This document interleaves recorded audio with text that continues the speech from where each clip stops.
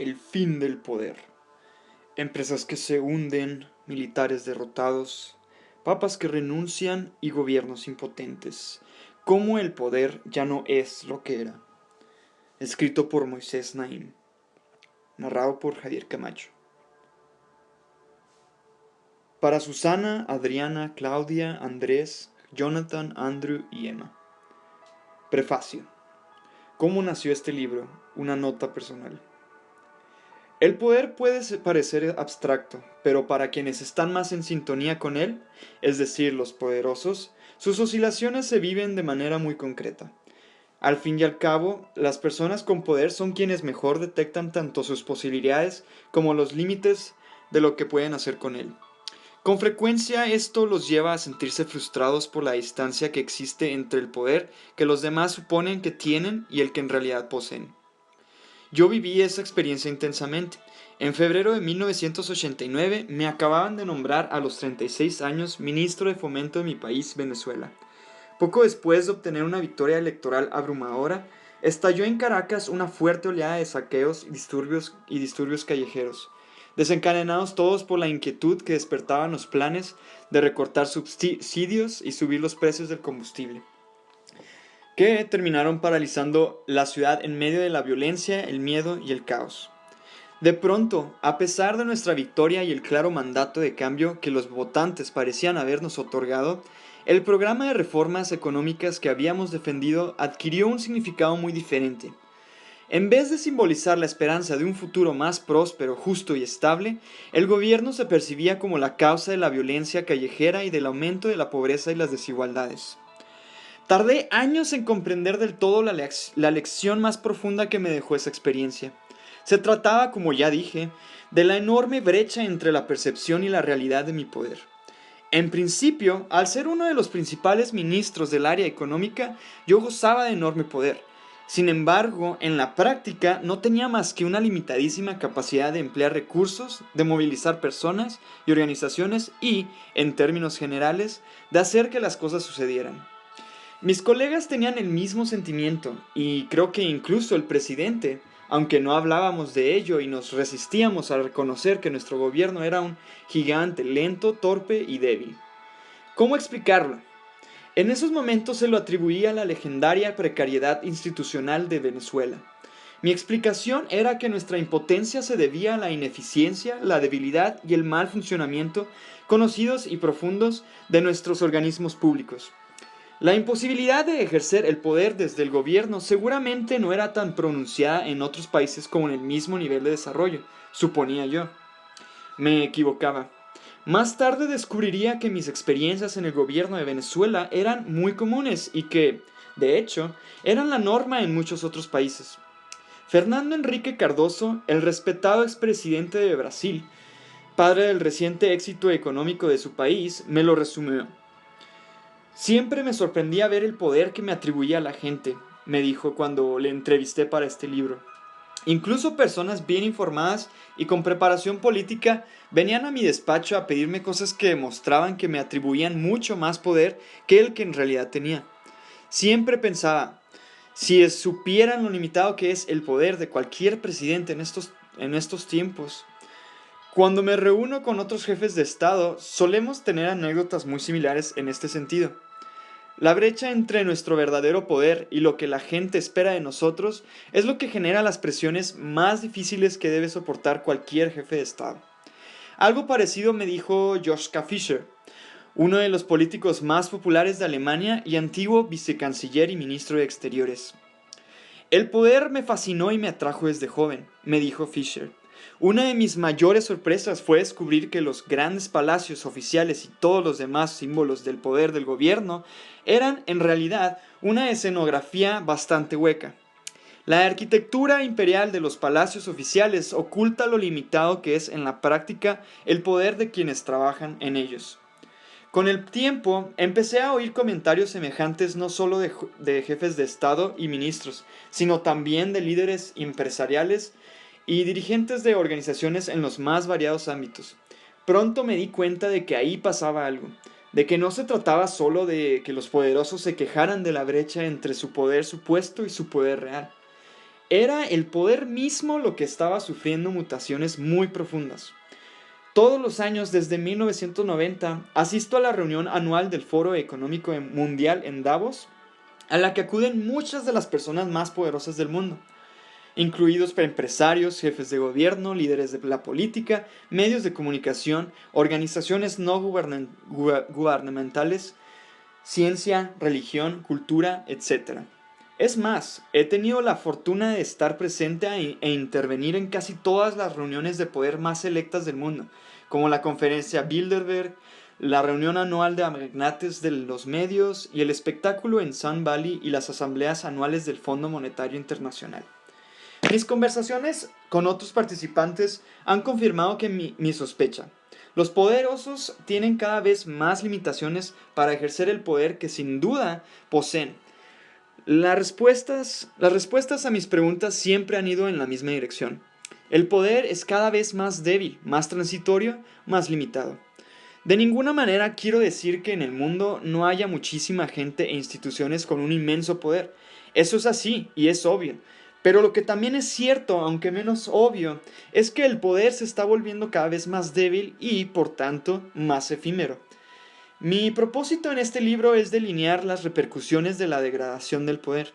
En las páginas que siguen examino ese proceso de degradación, sus causas, manifestaciones y consecuencias, desde el punto de vista de los efectos que tiene no solo para la pequeña minoría que más tiene y más manda. Mi principal interés es explicar lo que significan estas tendencias para todos nosotros y escudriñar de qué manera se está reconfigurando el mundo en el que vivimos. Moisés Naim, octubre del 2013. Capítulo 1, parte 1. La degradación del poder. Este es un libro sobre el poder, en concreto sobre el hecho de que el poder, la capacidad de lograr que otros hagan o dejen de hacer algo, está experimentando una transformación histórica y trascendental. El poder se está dispersando cada vez más y los grandes actores tradicionales, como lo eran los gobiernos, ejércitos, empresas, sindicatos, etc., se ven enfrentados a nuevos y sorprendentes rivales, algunos mucho más pequeños en tamaño y recursos. Además, quienes controlan el poder ven más restringido lo que pueden hacer con él. Solemos malinterpretar o incluso ignorar del todo la magnitud, la naturaleza y las consecuencias de la profunda transformación que está sufriendo el poder en estos tiempos.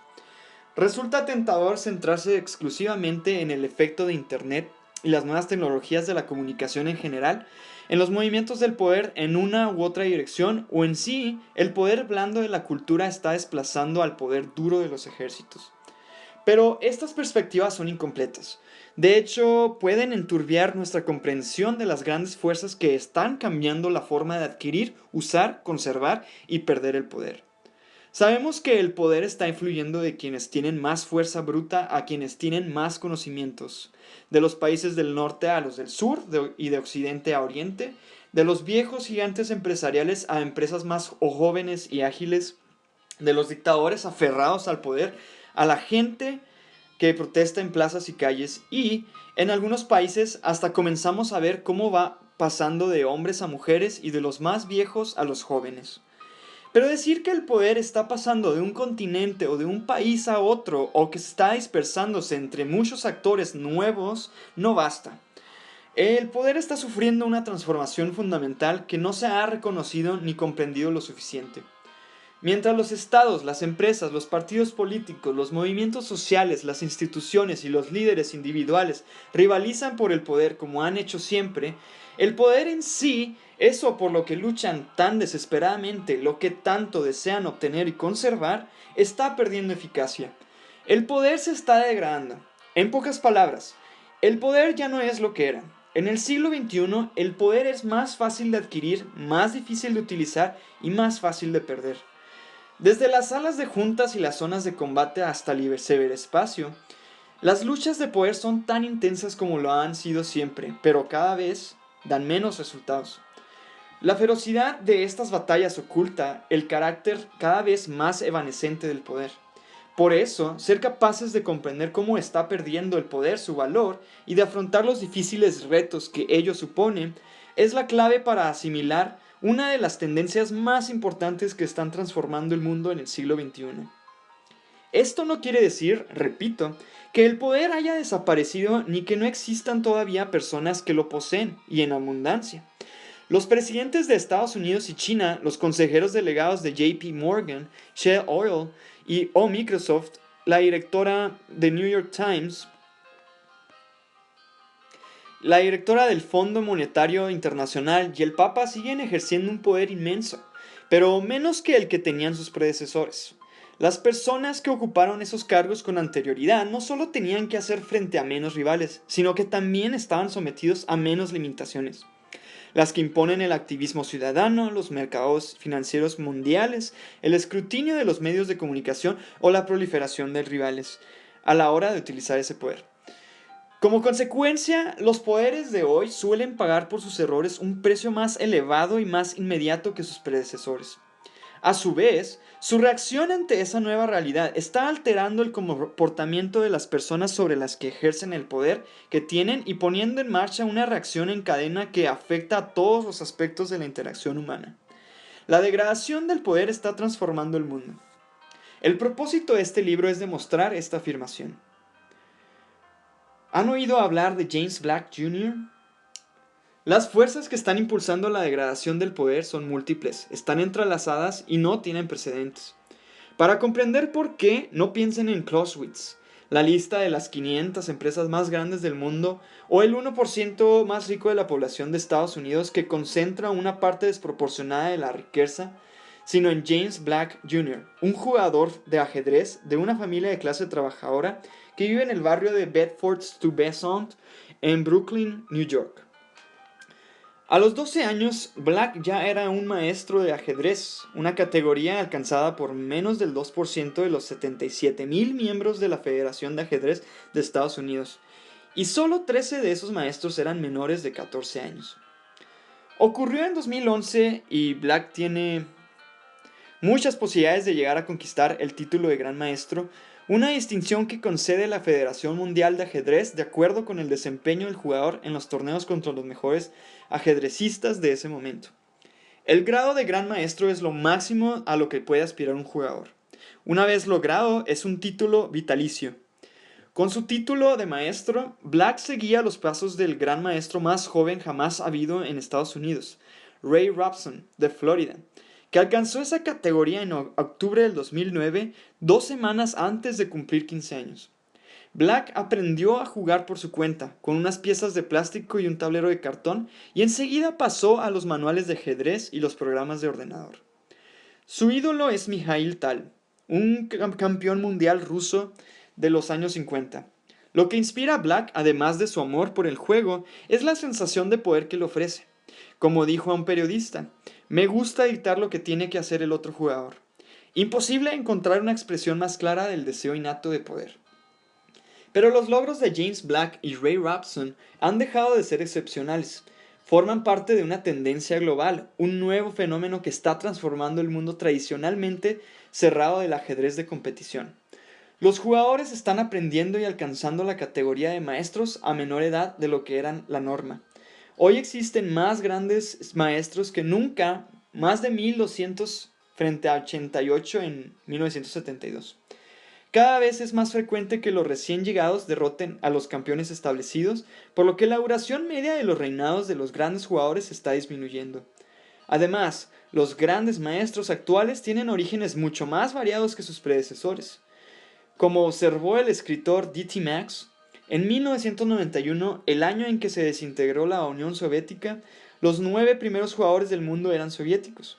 De hecho, los jugadores formados en la URSS llevaban siendo campeones mundiales los 43 años anteriores, a excepción de 3. Ya no, ahora hay más competidores capaces de escalar a lo alto de las clasificaciones de ajedrez y además proceden de una enorme variedad de países y entornos. Pero, una vez que llegan allí, les cuesta quedarse. En palabras de Mick Dreengard, un bloguero especializado en el tema, hay 200 tipos en el planeta que, con un poco de viento de cola, juegan lo bastante bien como para derrotar al campeón mundial. En otras palabras, para los grandes maestros actuales, el poder ya no es lo que era. ¿Cuál es la explicación de estos cambios en la jerarquía mundial del ajedrez? en parte, pero solo en parte, la revolución digital. Desde hace algún tiempo, los jugadores de ajedrez tienen acceso a programas informáticos que les permiten simular millones de partidas con los mejores ajedrecistas del mundo. También pueden utilizar el software para calcular las repercusiones de cualquier posible jugada. Por ejemplo, los competidores pueden repetir cualquier partida, examinar jugadas en diferentes situaciones y estudiar las tendencias de jugadores concretos. Es decir, Internet ha ensanchado el horizonte de los jugadores de ajedrez de todo el mundo. Y, como demuestra el caso de James Black, ha abierto nuevas posibilidades para jugadores de cualquier edad y origen socioeconómico. Incontables páginas web dedicadas al ajedrez ofrecen datos y posibilidades de competir a cualquiera que pueda conectarse a la red. Sin embargo, los cambios no se deben solo a la tecnología. Pensemos, por ejemplo, en el caso del joven campeón noruego Magnus Carlsen, otro fenómeno del ajedrez que en 2010, cuando tenía 19 años, se convirtió en el jugador número 1 del mundo. Según DTMax, el éxito de Carlsen se debía, más que a ejercitarse en Internet, a lo heterodoxo y sorprendente de sus estrategias, en gran medida gracias a su prodigiosa memoria. Como Carlsen ha pasado menos tiempo que la mayoría de sus colegas en el ordenador, tiene menos tendencia a jugar como ellos. Se fía más de su propio juicio. Eso hace que sea un rival difícil para jugadores que recurren a programas informáticos y bases de datos.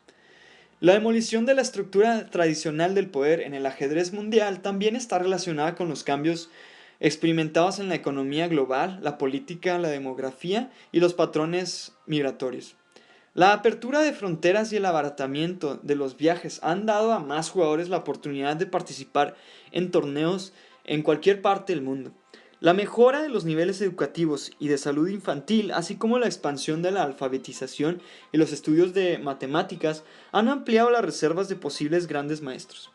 En la actualidad, por primera vez en la historia, vive más gente en las ciudades que en el campo. Un fenómeno que, unido al prolongado periodo de crecimiento económico del que han disfrutado muchos países pobres desde los años 90, ofrece nuevas posibilidades a millones de familias para las cuales el ajedrez antes era un lujo inasequible o incluso desconocido. Porque no es fácil convertirse en un ajedrecista de primera categoría para alguien que vive en una remota granja de un país pobre sin electricidad o que no tiene ordenador o que debe dedicar muchas horas al día a obtener alimentos o a llevar agua a casa. Para que Internet pueda ejercer su magia y multiplicar las posibilidades, deben darse muchas otras condiciones. Del tablero de ajedrez a todo lo que nos rodea. El ajedrez es una metáfora clásica del poder, por supuesto, pero lo que le ha sucedido al poder es la erosión, y en algunos casos de la desaparición de las barreras que antes hacían que el mundo de los campeones fuera un recinto pequeño, cerrado y estable. Los obstáculos para comprender las tácticas, adquirir dominio del juego y abrirse camino a la cima ya no logran impedir que nuevos rivales se enfrenten a quienes reinan en esa cima. Lo que ha pasado en el ajedrez está pasando también en el mundo general. El colapso de las barreras está transformando la política local y la geopolítica. La competencia entre empresas para atraer consumidores o entre las grandes religiones para atraer a creyentes, así como las rivalidades entre organizaciones no gubernamentales, instituciones intelectuales, ideologías y escuelas de ciencia y pensamiento filosófico. En todos los lugares en los que el poder importa, se está degradando y pierde potencia. Algunos síntomas de esta transformación son meridianamente claros, mientras que otros están saliendo a la luz gracias a análisis de expertos e investigaciones académicas. Empecemos por la geopolítica. Los estados soberanos se han cuadruplicado desde los años 40. Además, hoy compiten, luchan o negocian no solo entre sí, sino también con numerosas organizaciones transnacionales y no estatales. Un ejemplo es el nacimiento en 2011 del Sudán del Sur, la nación más joven del mundo que fue posible gracias a la intervención de docenas de organizaciones no gubernamentales. Grupos cristianos evangélicos como la Bolsa del Samaritano, un grupo de activistas religiosos dirigido por Franklin Graham, uno de los hijos del predicador estadounidense Billy Graham, desempeñaron un papel determinante en la creación de este nuevo país. De hecho, en la actualidad, cuando las naciones-estado van a la guerra, el poder militar abrumador cuenta menos que antes. Las guerras son cada vez más asimétricas, con el enfrentamiento de grandes fuerzas militares contra otras más pequeñas y heterodoxas, rebeldes, movimientos separatistas, grupos insurgentes, milicias. Además, cada vez es más frecuente que las gane el bando con menos poder militar. Según un extraordinario estudio hecho en Harvard, en las guerras asimétricas que estallaron entre 1800 y 1849, el bando más débil en número de soldados y armamento alcanzó sus objetivos estratégicos en el 12% de los casos. Sin embargo, en las guerras que estallaron entre 1950 y 1998, el bando más débil prevaleció con más frecuencia, el 55% de las veces.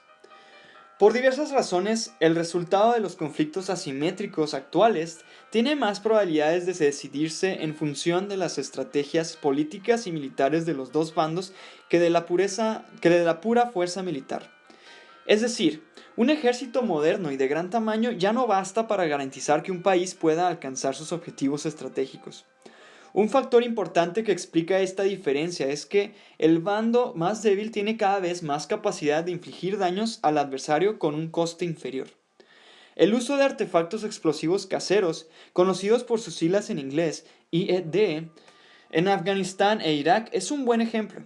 Un general de los Marines en Afganistán calculó que los IED habían causado el 80% de las víctimas en su unidad, y en Irak hubo unos años en los que estos explosivos fueron responsables de casi 2/3 de las bajas sufridas por las fuerzas de la coalición internacional. Esta intensidad letal se mantiene a pesar del dinero invertido por el Pentágono en medidas para combatirla, como los 17.000 millones de dólares gastados en la compra de 50.000 inhibidores de frecuencias de radio con el fin de neutralizar los rudimentarios dispositivos de control remoto, como lo eran teléfonos móviles, mandos de garaje, que se utilizan para detonar las bombas. Los dictadores y los jefes de los partidos también han visto cómo disminuye su poder y se reduce su número. En 1977, nada menos que 89 países estaban gobernados por autócratas. Y en 2011, la cifra había bajado a 22. Hoy, más de la mitad de la población mundial vive en democracias. Los temblores de la primavera árabe se sintieron en todos los rincones del mundo en los que no se celebran elecciones libres periódicas o la camarilla gobernante intenta aferrarse al poder indefinidamente. Incluso en los países no democráticos que permiten partidos políticos, los grupos minoritarios tienen hoy 3 veces más representación en el Parlamento que en los años 80.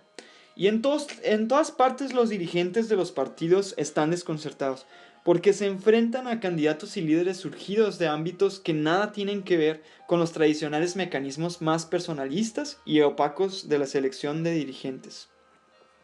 En las democracias establecidas, alrededor de la mitad de los grandes partidos emplean sistemas de primarias u otros métodos representativos para dar más voz y voto a sus bases a la hora de elegir a sus representantes. Desde Chicago hasta Milán y desde Nueva Delhi hasta Brasilia, los capos de las maquinarias políticas no tienen reparo en decir que han perdido la capacidad de tomar las decisiones unilaterales que sus predecesores daban por descontada. El mundo económico también se está viendo afectado por esta tendencia. Es indudable que los ingresos y la riqueza están cada vez más concentrados, que los ricos acumulan capitales increíbles y que en todas partes hay algunos que no tienen reparo en tratar de convertir su dinero en poder político. Pero esa tendencia, alarmante e inaceptable, no es la única fuerza que moldea lo que les está sucediendo a los jefes de grandes empresas o a los más acaudalados dueños del capital. Incluso el tan mencionado 1% de los más ricos en Estados Unidos ha dejado de ser inmune a los cambios repentinos de riqueza, poder y estatus. Pese al aumento de la desigualdad económica, la gran recesión también sirvió de correctivo, porque tuvo consecuencias desproporcionadas en los ingresos de los ricos. Según Emmanuel Sáez, un catedrático de economía en Berkeley, la crisis de 2008 provocó una caída del 36,3% en las rentas de ese 1%, frente a una caída del 11,6% para el 99% restante. Stephen Kaplan, de la Universidad de Chicago ha calculado que la proporción de rentas correspondiente al 1% más rico pasó de su máximo del 23,5% de las rentas totales en 2007 al 17,6% en 2009 y siguió cayendo en los años posteriores, según demuestran los datos de SAIS. Y tal como Robert Frank escribió en The Wall Street Journal, los que ganan más dinero también son los que sufren las caídas más fuertes.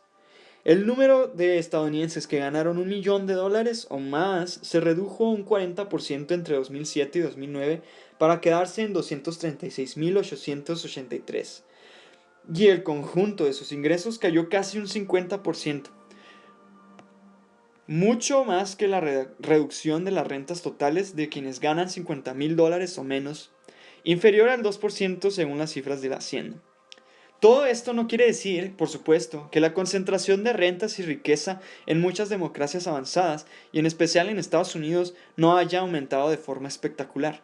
El crecimiento de las desigualdades ha sido brutal, pero ese hecho no debe impedirnos ver que la crisis económica también ha alcanzado a algunas personas y familias ricas que, como consecuencia, han experimentado un declive considerable de su fortuna y su poder económico.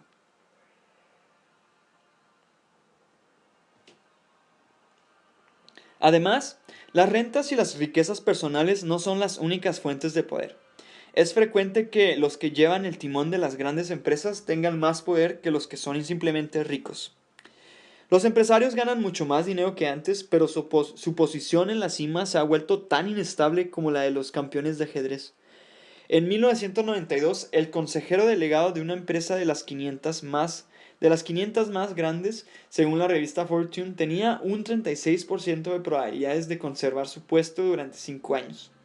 En 1998, esa probabilidad había bajado a el 25%. En 2005, la permanencia media de un consejero delegado estadounidense había descendido de 10 a 6 años.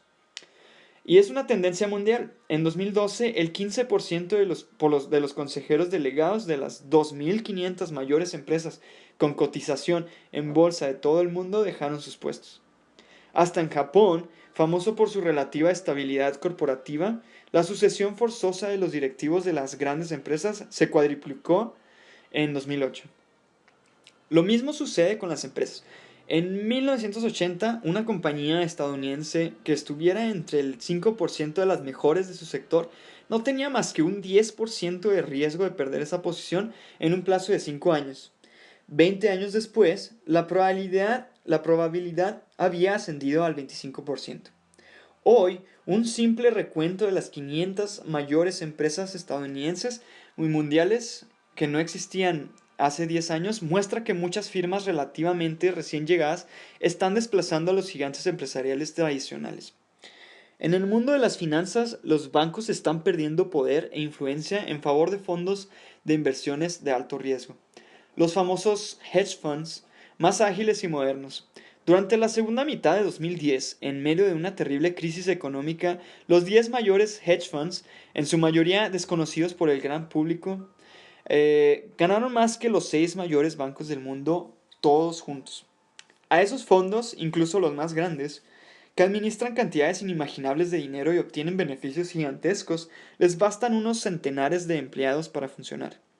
Por otro lado, todas las empresas se han vuelto mucho más vulnerables a los desastres de marca, que perjudican su reputación, sus ingresos y sus valoraciones en bolsa. Un estudio ha descubierto que para las empresas dueñas de las marcas con más prestigio en el mundo, el riesgo a 5 años de que sufran ese tipo de desastre ha pasado en las 2 últimas décadas del 20% a nada más que el 82%. Tiger Woods y la compañía de Rupert Murdoch, News Corporation, vieron reducir sus respectivas fortunas casi de la noche a la mañana como consecuencia de hechos que dañaron su reputación. Otra manifestación de la difusión del poder en el mundo económico son los miembros de una nueva especie, la de las multinacionales de países pobres, es decir, nacidas en países menos desarrollados, que han desplazado o incluso adquirido algunas de las mayores compañías del mundo. Las inversiones procedentes de los países en vías de desarrollo pasaron de $12.000 millones en 1991 a $210.000 millones en 2010. La mayoría productora de acero del mundo, ArcelorMittal, tiene su origen en Mittal Steel, una empresa india creada no hace mucho, en 1989. Cuando los estadounidenses beben su emblemática Budweiser, en realidad están bebiendo una cerveza de una empresa creada por la fusión de una cervecera brasileña y otra belga en 2004, que en 2008 se hizo con el control de Anheuser-Busch y, con ello, formó el mayor fabricante de cerveza del mundo. Su consejero delegado, Carlos Brito, es brasileño. Estas tendencias se observan no solo en los ámbitos tradicionales de lucha por el poder, la guerra, la política y la economía, sino en otros como la filantropía, la religión, la cultura, además del poder personal e individual. En 2010 se alcanzó un número sin precedentes de nuevos multimillonarios y todos los años hay varios nombres que desaparecen de la lista para que otros desconocidos y procedentes de todos los rincones del planeta ocupen su lugar.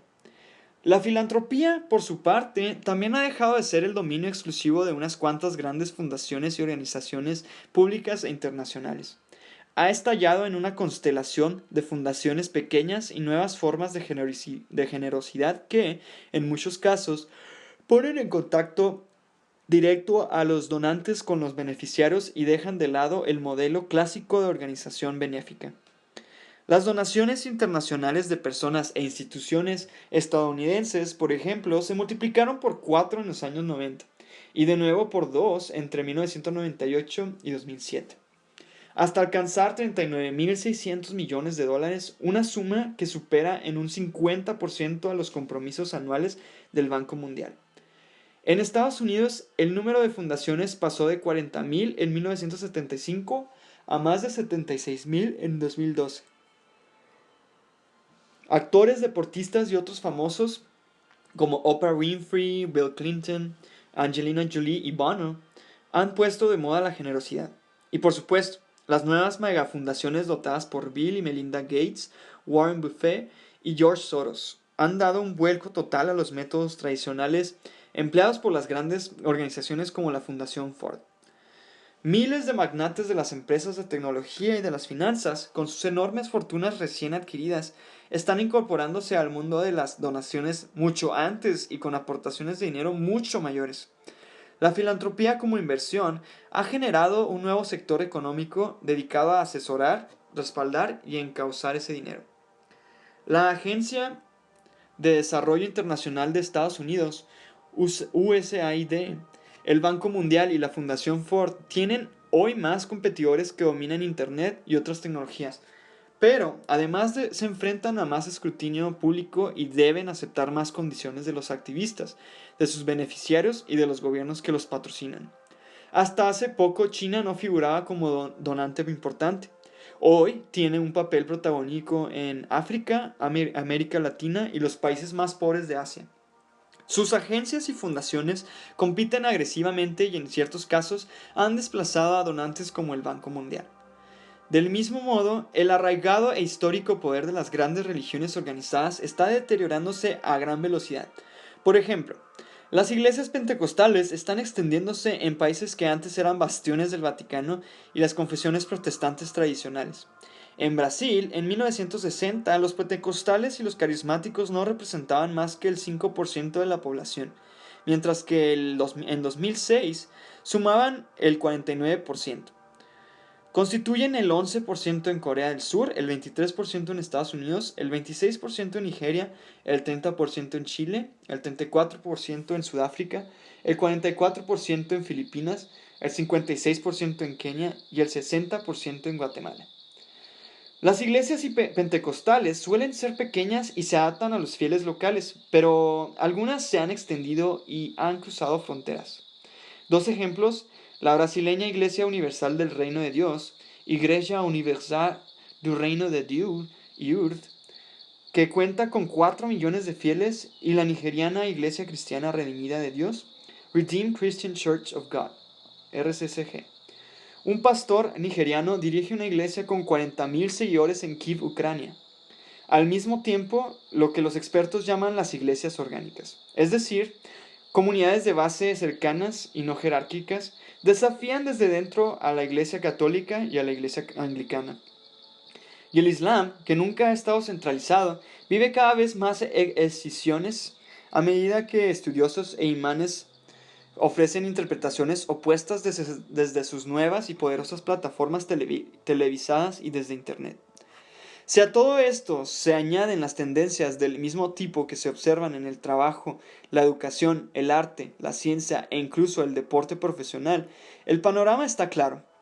Es la imagen de un poder repartido entre un número cada vez mayor de actores nuevos y más pequeños, de orígenes distintos e inesperados, igual que vemos en el mundo del ajedrez. Y esos nuevos elementos se rigen por unas normas muy diferentes a las que solían servir de guía a los poderosos tradicionales. Sé que afirmar que el poder se está volviendo más frágil y vulnerable contradice la percepción más extendida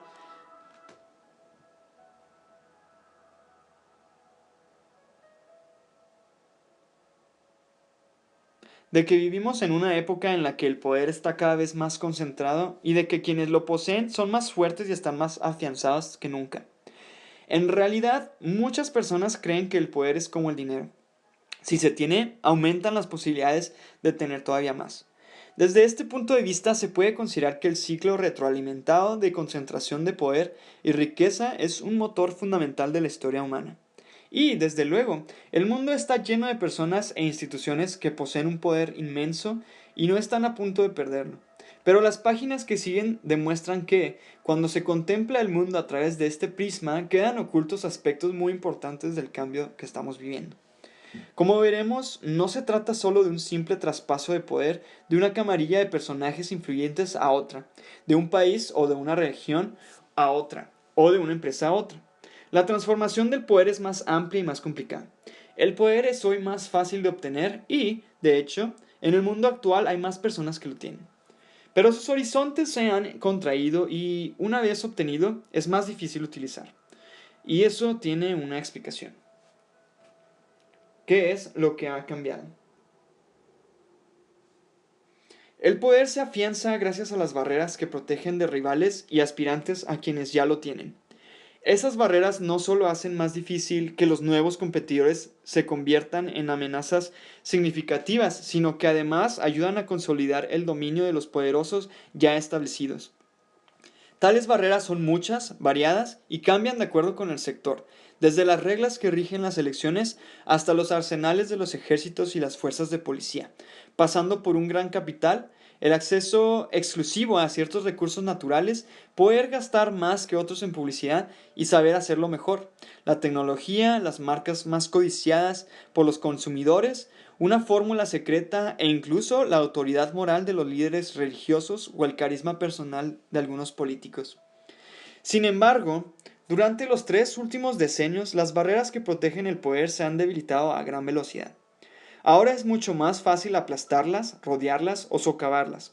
Como mostraremos al hablar de política nacional e internacional, economía, guerra, religión y otros ámbitos, las causas de este fenómeno están relacionadas no solo con las transformaciones demográficas y económicas y la difusión de las tecnologías de la información, sino también con los cambios políticos y la profunda alteración de las expectativas, los valores y las normas sociales. Las tecnologías de la información, que incluyen Internet, pero no solo, desempeñan un papel importante en la manera de acceder y utilizar el poder.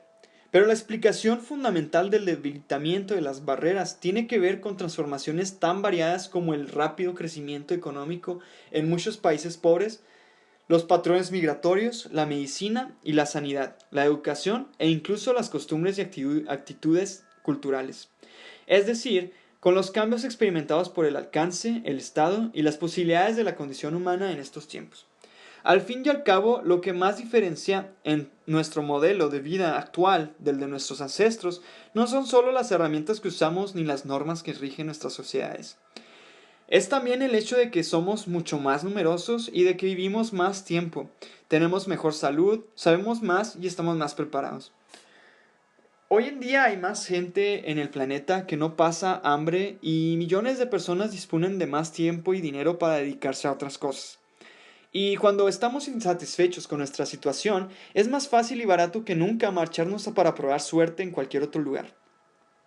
A medida que han aumentado nuestra proximidad y nuestra densidad poblacional, junto con la duración y la riqueza de nuestra vida, también se ha incrementado nuestro contacto con los demás, que ha servido para ampliar nuestras aspiraciones y nuestras oportunidades.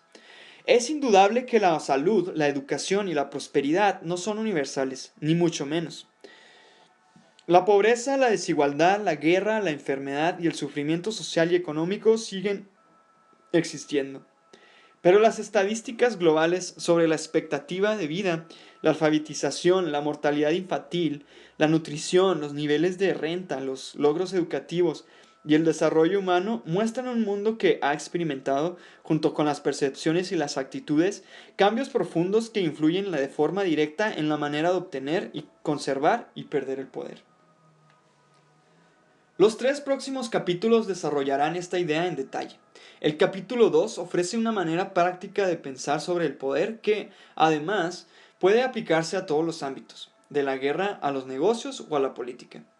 Aborda las distintas formas en que puede ejercerse el poder, aclara las diferencias entre distintos aspectos del poder, como la influencia, la persuasión, la coacción y la autoridad, y demuestra cómo el poder se refugia detrás de barreras que le permiten expandirse y concentrarse, hasta que esas barreras pierden fuerza y dejan de cumplir su función protectora.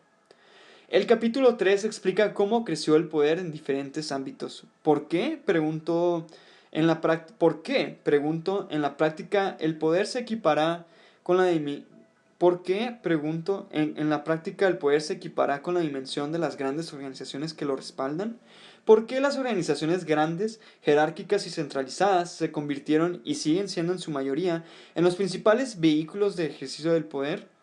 Esta vinculación del poder con el tamaño de la organización que lo posee alcanzó su apogeo durante el siglo XX. Y es una situación que en la actualidad sigue dominando los debates y las conversaciones pese a que la realidad ha cambiado. El capítulo 4 muestra cómo los grandes cambios sucedidos en múltiples ámbitos, la demografía, la tecnología, la economía, etc., hacen que sea más difícil crear y defender las barreras que mantienen a raya a los rivales. Todos estos cambios los agrupo en 3 categorías de transformaciones revolucionarias que, a mi juicio, definen nuestro tiempo. La revolución del más, que se caracteriza por el aumento, la abundancia de todo, el número de países, la población, el nivel de vida, las tasas de alfabetización, el incremento en la salud y la cantidad de productos, partidos políticos y religiones.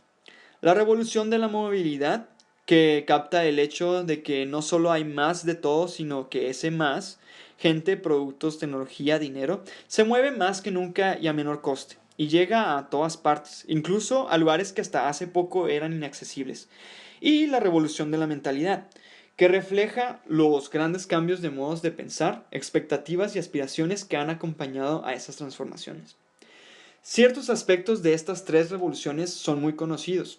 Lo que no es tan conocido, ni se ha analizado detalladamente, es cómo cada una de ellas hace que sea más fácil obtener el poder, pero más difícil emplearlo y conservarlo. El capítulo 4 muestra de qué forma estas revoluciones profundas y simultáneas están debilitando las barreras y dificultando el ejercicio del poder. Una de las consecuencias, por ejemplo, es el agudo entorpecimiento de las grandes organizaciones centralizadas modernas, cuyos enormes recursos han dejado de ser garantía de dominio e incluso, en algunos casos, se han convertido en desventajas.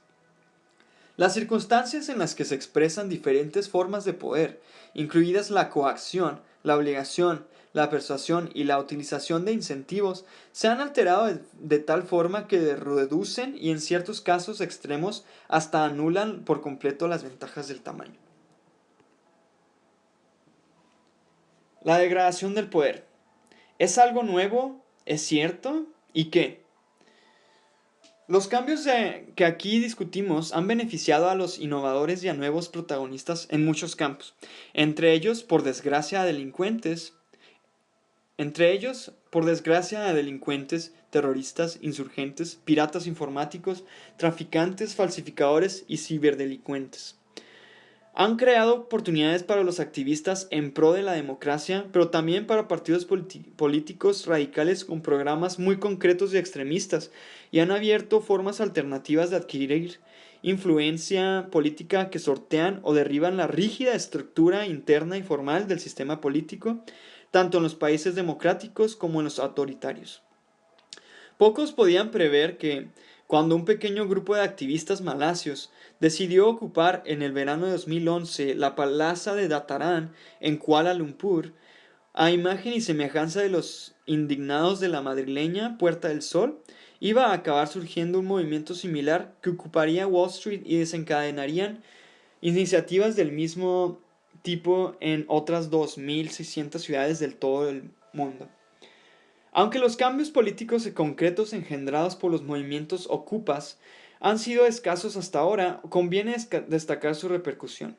Como observó el famoso cronista de los años 60, Todd Gitlin, para que se produjeran unos cambios trascendentales en el debate público, similares a los que tardaron 3 años en desarrollarse durante la lejana década de los 60, sobre la brutalidad de la guerra, la insatisfacción con la distribución de la riqueza, la degradación de la política y la asfixia de la promesa democrática, en 2011 no hicieron falta más que 3 semanas.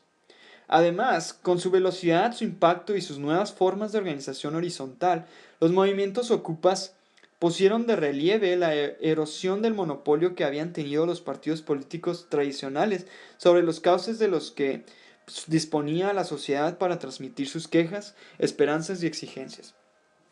En Oriente Próximo, la primavera árabe iniciada en 2010 nos da muestras de calmarse.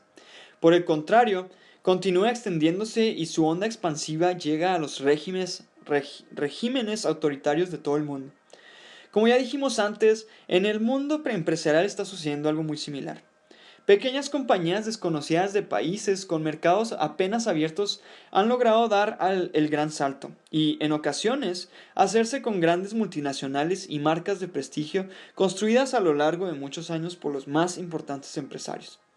En geopolítica hay pequeños actores, países menores o entes no estatales que han adquirido nuevas oportunidades de vetar, interferir, redirigir y obstaculizar los esfuerzos coordinados de las grandes potencias y organizaciones multilaterales como el Fondo Monetario Internacional FMI. Por mencionar solo unos ejemplos, el veto de Polonia a la política de bajas emisiones de carbono de la Unión Europea, los intentos de Turquía y Brasil de desbaratar las negociaciones de las grandes potencias con Irán a propósito de su programa nuclear, la revelación de secretos diplomáticos de Estados Unidos por parte de Wikileaks o Edward Snowden, las acciones de la Fundación Gates cuando disputa a la Organización Mundial de la Salud, su liderazgo en la lucha contra la malaria y la multitud de nuevos participantes de diversos tamaños, orígenes y pelajes con las negociaciones mundiales sobre comercio, cambio climático y muchas otras cuestiones. Estos pequeños actores, nuevos y cada vez más importantes, son muy distintos unos de otros, igual que lo son los ámbitos en los que compiten. Pero tienen en común el hecho de que ya no dependen del tamaño, la geografía, la historia ni la tradición para tener influencia. Pequeñas e incipientes organizaciones logran operar rápidamente en el ámbito internacional y tener repercusiones globales. Representan el ascenso de un nuevo tipo de poder, lo llamo micropoder, que antes tenía escasas posibilidades de éxito. Hoy en día lo que está transformando el mundo está relacionado más con la rivalidad entre los megaactores, con el ascenso de los micropoderes y su capacidad de desafiarlos con éxito. La degradación del poder no significa la extinción de los megaactores. Las grandes burocracias de los estados, los grandes ejércitos y las grandes empresas y las grandes universidades tendrán más límites y restricciones que nunca, pero desde luego seguirán siendo importantes, y sus acciones y decisiones seguirán teniendo un paso enorme. Pero menos que antes. A los actores tradicionales les costará cada vez más tener el poder al que aspiran o incluso el que siempre han tenido. Y aunque pueda parecer inequívocamente positivo que los poderosos sean menos poderosos que antes, al fin y al cabo el poder corrompe, ¿verdad? Su degradación puede también crear inestabilidad, desorden y parálisis ante problemas complejos. Los próximos capítulos también mostrarán cómo se ha acelerado la degradación del poder, pese a la existencia de tendencias aparentemente tan contrarias como la consolidación de enormes empresas, los rescates con dinero público de instituciones demasiado grandes para quebrar, el constante aumento de los presupuestos militares de Estados Unidos y China, o las crecientes disparidades de rentas y riqueza en todo el mundo. De hecho, la degradación del poder es una cuestión mucho más importante y profunda que las tendencias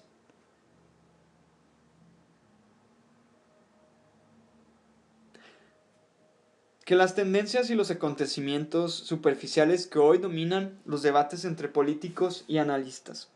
En concreto, este libro cuestiona dos de los temas más habituales en las conversaciones sobre el poder en estos tiempos. Uno de ellos es la obsesión por Internet como explicación de los cambios en el poder, sobre todo en la política y la economía. El otro es la obsesión por el cambio de guardia en la geopolítica, que afirma que el declive en algunas naciones, en especial Estados Unidos, y el ascenso de otras, sobre todo China, son la tendencia que más está transformando al mundo actual. La degradación del poder no se debe a Internet ni a las tecnologías de la información en general. Es innegable que Internet, las redes sociales y otras herramientas están transformando la política, el activismo, la economía y, por supuesto, el poder. Pero ese papel importante se exagera y malinterpreta con demasiada frecuencia. Las nuevas tecnologías de la información son eso, herramientas, que para causar efecto necesitan unos usuarios que, a su vez, tienen objetivos, dirección y motivación. Facebook, Twitter y los SMS contribuyeron de manera crucial a fortalecer a los manifestantes de la primavera árabe. Pero los manifestantes y las circunstancias que les impulsaron a salir a la calle nacieron de situaciones dentro y fuera de sus países que no tenían nada que ver con Twitter o Facebook. Millones de personas participaron en las marchas que acabaron derrocando a Hosni Mubarak en Egipto, pero la página de Facebook a la que se atribuye haber ayudado a fomentar las protestas, en su momento de apogeo, no tenía más que 350.000 miembros. Es más, un estudio reciente del tráfico en Twitter durante las rebeliones en Egipto y Libia ha descubierto que más del 75% de las personas que en Twitter hicieron clic en enlaces relacionados con las luchas eran usuarios de fuera del mundo árabe. Otro estudio del United States Institute of Peace, que también examina las pautas de utilización de Twitter durante la primavera árabe, llega a la conclusión de que los nuevos medios no parecieron desempeñar un papel significativo ni en la actuación colectiva en el interior de los países ni en la difusión regional de la revuelta. El primer y más importante motor de la protesta fue la realidad demográfica de los jóvenes en países como Túnez, Egipto y Siria, personas más sanas y mejor preparadas que nunca, pero sin trabajo y profundamente frustradas. Además, las mismas tecnologías de la información que dan poder a los ciudadanos han servido también para crear nuevas vías de vigilancia, represión y control gubernamental, como en el caso de Irán, donde se permitió que el Estado identificara e encarcelara a los participantes de su abortada revolución verde.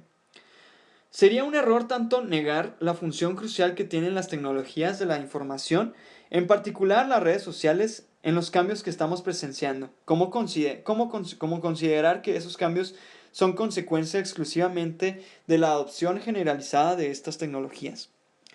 Tampoco hay que confundir la degradación del poder con esos cambios en la hegemonía mundial que se han puesto tan de moda y que los analistas diseccionan con ahínco desde que el declive de Estados Unidos y el ascenso de China se convirtieron en un axioma en la transformación geopolítica clave de nuestra era, celebrada o deplorada según cada comentarista. Estudiar el declive de Europa y el ascenso simultáneo de los BRICS, Brasil, Rusia, India, China y Sudáfrica, es en estos momentos el gran tema de la geopolítica actual. Pero, si bien las rivalidades entre países son cambiantes, siempre lo han sido, la obsesión sobre quién está en declive y quién en ascenso es una distracción arriesgada. Es una distracción porque cada nueva jornada de vencedores hace un hallazgo desagradable, que quienes tengan poder en el futuro encontrarán opciones muy limitadas que hacen que su capacidad de actuar se reduzca en aspectos que seguramente no habían previsto y que sus predecesores no sufrieron. Además, el efecto acumulado de estos cambios ha agudizado la corrosión de la autoridad y la moral, así como la legitimidad de los poderosos en general. Todas las encuestas de opinión revelan que una importante tendencia mundial es la pérdida de confianza en los líderes políticos, en los expertos, las instituciones públicas, los empresarios y los medios de comunicación. La gente considera que los líderes de la sociedad son menos creíbles y dignos de confianza. Y los ciudadanos están mejor informados, tienen otros valores y son más conscientes de las muchas otras opciones que tienen. Las actitudes hacia el poder y los poderosos están cambiando a gran velocidad. Ignorar que hay que mirar más allá de las batallas inmediatas para percibir los efectos de la degradación del poder entraña riesgos. Contribuye a la confusión e impide progresar en los problemas más importantes y complejos que exigen de forma urgente respuestas eficaces. Desde las crisis financieras que viajan de un lugar a otro, el desempleo crónico, la desigualdad y la pobreza profunda, hasta las matanzas indiscriminadas de inocentes en países en conflicto y el calentamiento global, los problemas persisten y muchos tienden a agravarse. Vivimos en una época en la que, por paradójico que parezca, conocemos y comprendemos estos problemas mejor que nunca, pero parecemos incapaces de afrontarlos de manera decisiva y eficaz. Desde la perspectiva de estas páginas, la razón de esta realidad frustrante y peligrosa es con frecuencia muy clara. Nadie tiene el poder suficiente para hacer lo que se sabe que hay que hacer. Fin del audio.